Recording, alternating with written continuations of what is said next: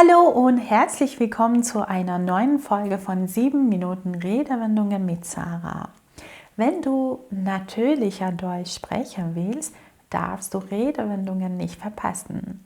Und genau darum geht es heute. Are you ready? Let's go!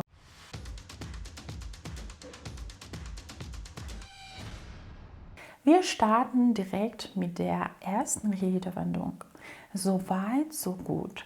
Die Redewendung so weit, so gut bedeutet, dass eine Situation bis zum jetzigen Zeitpunkt in Ordnung ist.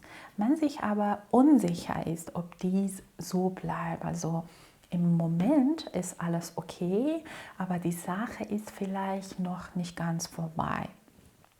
Stell dir vor, du kochst zum ersten Mal für deine Schwiegereltern. Die Suppe ist fertig, der Salat auch, aber der Kuchen ist noch im Backofen. Dann sagt dein Mann, na, wie läuft's? Und du antwortest, so weit, so gut, solange der Kuchen nicht verbrennt. Das heißt, bis jetzt läuft es ganz ordentlich, aber du bist noch vorsichtig. Oder ein anderes Beispiel. Ein Freund hat einen neuen Job. Du fragst, und wie ist dein neuer Job? Oder wie läuft dein neuer Job? Und er sagt, so weit, so gut. Im neuen Job läuft es so weit, so gut. Die Kollegen sind nett und die Aufgaben sind interessant. Oder am Telefon mit Freunden oder Familie. Du rufst jemanden an und fragst, na, wie geht's dir? Wie läuft alles? Und die Person sagt, so weit, so gut. Unsere Reise läuft bisher richtig gut. Das Hotel ist schön und das Wetter ist auch super. Redewendung Nummer 2. Taten sagen mehr als Worte. Diese Redewendung bedeutet, es ist nicht so wichtig, was jemand sagt, sondern was jemand wirklich tut. Denn reden kann jeder, aber am Ende zeigen die Taten, ob etwas ernst gemeint ist oder nicht.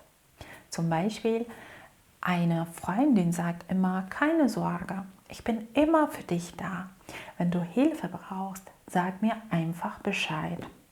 Aber wenn du wirklich Hilfe brauchst, ist sie plötzlich verschwunden. Dann kannst du sagen, naja, sie sagt immer, sie würde mir helfen, aber Taten sagen mehr als Worte. Was bedeutet das hier genau? Das bedeutet, nicht die schönen Sätze zählen, sondern das echte Verhalten. Also, wenn jemand etwas verspricht, aber nie handelt, passt diese Redewendung perfekt. Kommen wir zur letzten Redewendung. Wie du mir, so ich dir. Diese Redewendung bedeutet, wenn jemand dich gut oder schlecht behandelt, behandelst du ihn genauso zurück. Oder so wie du mit mir umgehst, so gehe ich auch mit dir um. Zum Beispiel, eine Kollegin hat dir nie geholfen, wenn du sie um etwas gebeten hast. Aber wenn sie selbst ein Problem hatte, erwartete sie sofort deine Hilfe. Eines Tages braucht sie dringend Unterstützung. Diesmal reagierst du genauso zurückhaltend wie sie damals. Du denkst dir, jetzt reagiere ich genauso wie sie früher. Wie du mir, so ich dir. Das bedeutet, so wie du mich behandelst, behandle ich dich auch.